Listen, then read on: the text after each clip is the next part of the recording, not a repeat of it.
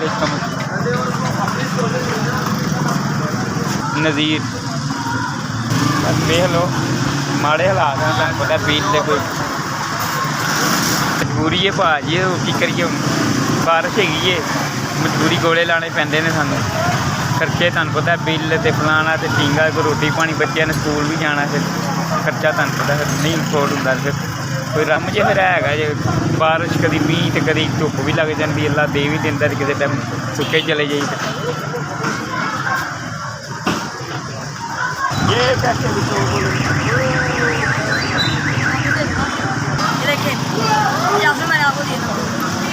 माड़ा बंदा भाजी की रोटी कमा रहे मीह हो कणी हो लाने पैंदे